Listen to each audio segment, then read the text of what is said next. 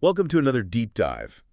Today, today we're tackling scaling up, a concept that I think sounds exciting and ambitious, It does. but it often comes with some hidden complexities. Absolutely. You've shared these two entrepreneur interviews with us from Scale Up Radio, Mm-hmm. and you want to uncover their strategies, the lessons they've learned along the way. Yeah. And who better to help unpack all this than me, Kevin Brent, All right. co-founder of Smart 90, Absolutely. a company that's all about helping founders, well, scale up. It's a topic that's really near and dear to both our hearts, It is. especially when we're exploring these two very different businesses, Yeah. both featured on Scale Up Radio, which, as you know, focuses on those challenges entrepreneurs face when growing a business. Absolutely. So let's introduce our guests. Yeah. First up, we have Doug Betts of SureBets HR Solutions. Okay. Doug's all about helping charities and nonprofits navigate the often overlooked people side of growth. The people side, yeah. And then we'll hear from Rafmary Baker of the Cambridge Business Online Center, who's tackling educational access and bridging those skills gaps. Two very different businesses. Yeah, But both aiming to make a positive impact as they scale. I love that. It shows that scaling isn't just about Right. revenue or number of employees, right? Right. There's that human element that's absolutely critical. Exactly. Let's start with Doug. He has this really fascinating background, Right. going from working within large organizations Okay. to helping smaller ones, specifically charities, figure out their HR needs. Mm-hmm.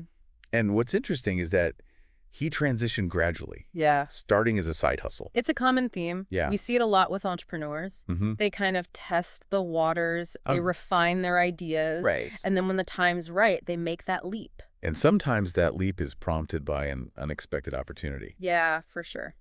Doug actually landed a client by simply mentioning that he'd just fired someone Oh. during a training session on finance for trustees. Mm-hmm. Talk about being in the right place at the right time. Absolutely. Yeah. But it also speaks to his expertise and confidence Yeah. in that area. Like he owned it. Right. It brings to mind that old saying, luck is what happens when preparation meets opportunity. So true. So from building a side hustle Mm-hmm. to running a successful business, what were some of Doug's key takeaways Yeah. when it comes to scaling? He emphasized the importance of niching down. Okay. Instead of trying to be everything to everyone, Doug found success by focusing on a specific sector and a particular size of organization, working with charities with up to 60 employees. That allowed him to really become a go-to expert for that particular niche. Makes perfect sense. Right. By specializing, Yeah. he was able to provide more targeted and valuable services. Exactly. Did he mention any specific strategies for, Yeah. standing out within that niche? He's a big advocate for what he calls proactive HR. Instead of just focusing on legal compliance, which is important, of course, Right. he goes a step further and really tries to build a better workplace culture. Okay. For Doug, it's about creating an environment where employees feel valued, supported, Right. and motivated to do their best work. Yeah. And he believes that strong leadership is at the heart of that. It's interesting how he connected strong leadership with better HR. Mm-hmm.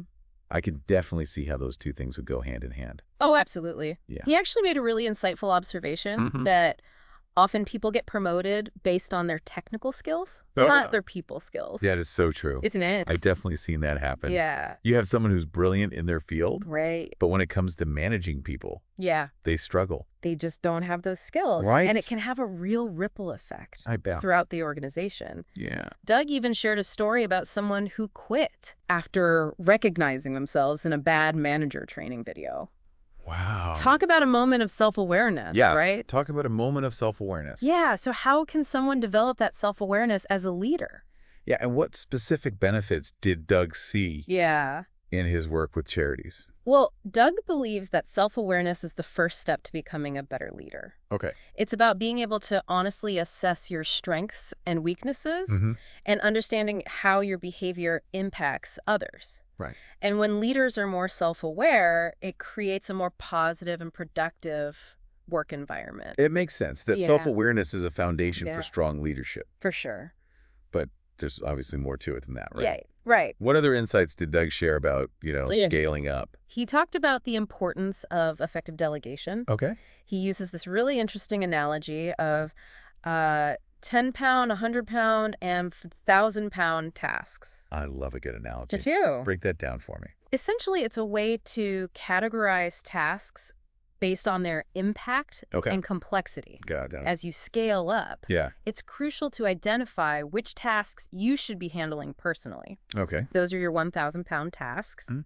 and which ones you can delegate to others. So it's about focusing your energy where it matters most. Exactly. Are there certain types of tasks that Doug recommends leaders keep for themselves? He believes that leaders should be focusing on tasks that involve setting the vision, Okay. building relationships, and making those strategic decisions. Got it. These are the high-impact activities that will truly move the needle for the business. It sounds like it's about stepping back from the day-to-day Mm-hmm. and really thinking about the big picture. Exactly. Yeah. And another key takeaway from Doug was his emphasis on documentation. Okay. It's not just about avoiding legal issues, though Yeah. that's certainly important. Right. It's about tracking progress, making informed decisions, and ultimately creating a more sustainable business. That's a point I think a lot of people overlook. They do. They get so caught up in the doing Yeah. that they forget to track what they're doing and why. It's easy to get lost in the weeds, Yeah. but documentation provides that roadmap, a record of your journey. Right. It helps you learn from your mistakes and Yeah. make more strategic decisions going forward. And it sounds like Doug's motivation goes beyond just profit. Oh, absolutely. He genuinely wants to make a positive impact, Yes. which is evident in his focus on working with charities Mhm. and organizations that share his values. Absolutely. And it reinforces that idea that scaling up isn't just about getting bigger, it's about making a difference. Right. It's about aligning your work with your values, which can be incredibly motivating and fulfilling. So Doug's journey highlights the importance of focusing on that human element, Yes. both internally, through strong leadership and culture, Mm-hmm. and externally by aligning with clients who share your values. Exactly. But before we delve into those shared values, Okay. let's shift gears and hear from our second entrepreneur, Rafmary Baker. She offers a really fascinating perspective on scaling up in the world of education. While Doug found success by focusing on internal leadership development, Rafmary takes a different approach to scaling. She focuses on providing external support and resources through her business, Cambridge Business Online Center. And her background is quite unique. She's an immigration lawyer Wow. who founded this educational enterprise based in Cambridge. Interesting. What struck me was her unconventional approach to education. Okay. Yeah. How she really thinks outside the box. Right. And she has this powerful metaphor she uses to illustrate why traditional education doesn't work for everyone. Okay. She talks about, like, animals being asked to climb a tree. Okay. I'm intrigued. Tell me more.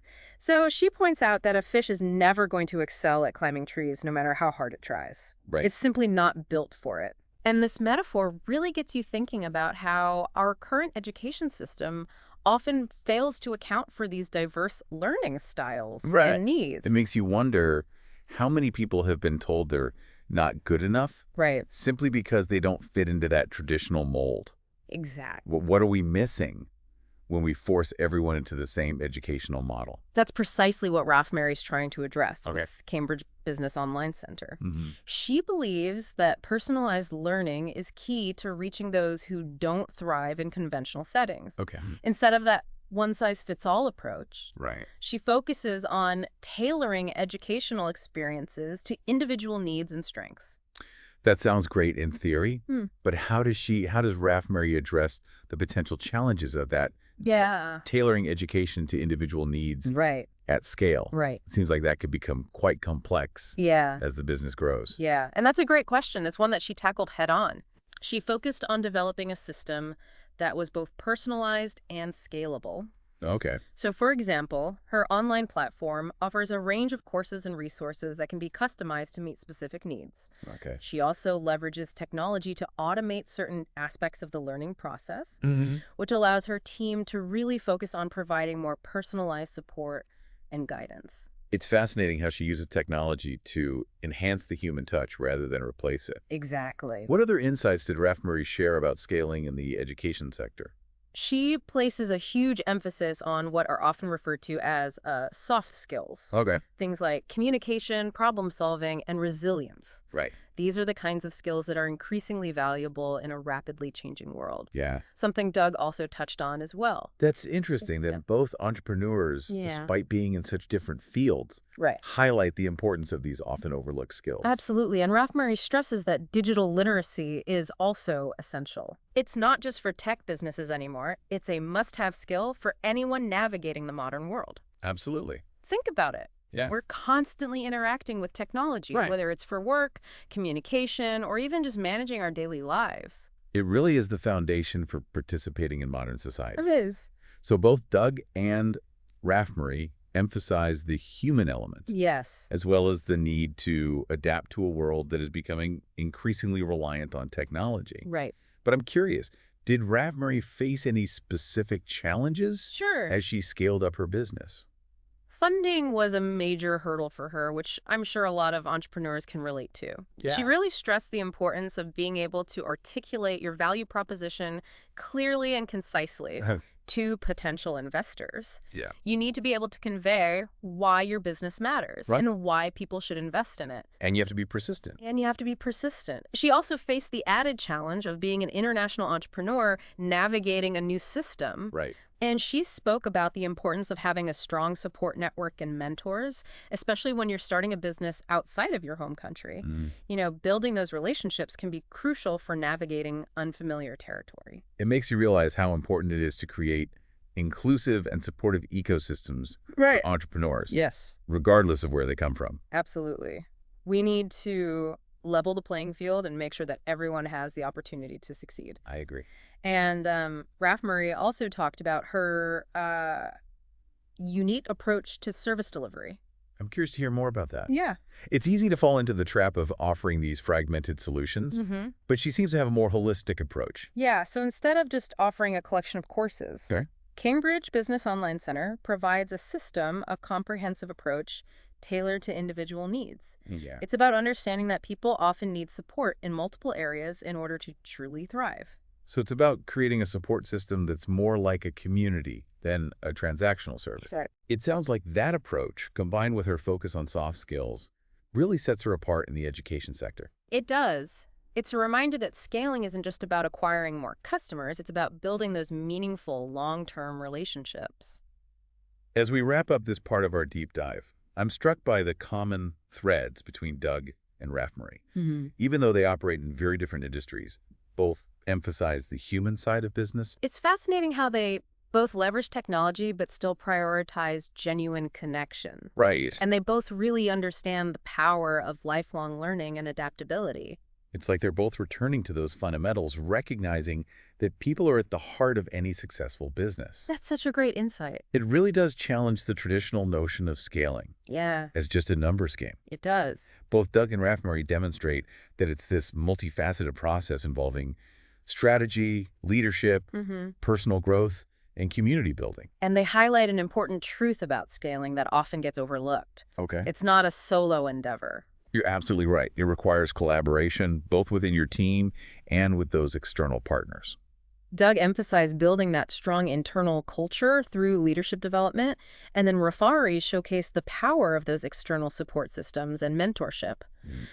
Ultimately, both approaches recognize the importance of human connection Yeah. and the value of building relationships. It makes you realize that in a world that's increasingly driven by automation and technology, Right. that human touch becomes even more valuable. It does, and it's not just about warm fuzzies either. Right. It's about tangible benefits. Yeah. Stronger relationships lead to increased trust, better communication, Right. and ultimately a more engaged and productive workforce. And happier customers too, right? Oh, absolutely. Yeah, people want to do business with companies that treat them like human beings, not just transactions. Exactly. And speaking of the human element, Yeah. both Doug and Rafmary really hammered home the importance of those soft skills we discussed earlier. Yeah, what really struck me was how both of them, coming from such different backgrounds, different industries, Right.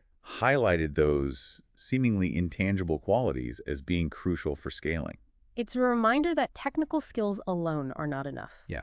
You need empathy, communication, problem solving, and resilience to really navigate those inevitable challenges that arise as your business grows. Yeah. Those skills help you build trust, resolve conflict, adapt to change, Right. all of which are critical for sustainable growth. It sounds like cultivating those soft skills is a worthwhile investment, I think so. not just for entrepreneurs, Right. but for anyone looking to, Yeah. thrive in today's world. Absolutely. I know I'm personally taking that away from this deep dive. I think that's a valuable takeaway for all of us. And as we wrap up our exploration of Doug and Rafmary's journeys, Yeah. I'm curious, what resonated most with you? What key insights will you be applying to your own path? What stood out to me was their shared emphasis on building community. Yeah. Whether it's through internal leadership development, like Doug advocates, Yeah. or by creating those external support systems, as Rafmary has done, Right. it's about fostering that sense of belonging and connection. Mm-hmm. And I think that's something that's often overlooked in the pursuit of growth. That's a powerful insight. Yeah. It's a reminder that scaling up isn't just about expanding outward. Right. It's also about strengthening those internal and external connections. Yes. And that's something we can all benefit from, whether we're entrepreneurs, employees, or just individuals navigating this complex world. This has been such a rich and insightful deep dive. It has. I feel like we've gained a much deeper understanding of what scaling up truly entails. Yeah. It's not just about chasing bigger numbers. Right. It's about building a strong foundation based on solid leadership, continuous learning, and genuine human connection. Well said. And remember, as you scale, prioritize building those genuine connections with your team, with your client. That human touch is what really differentiates those successful businesses. Absolutely. Thanks for joining us on this deep dive into the world of scaling up. Until next time.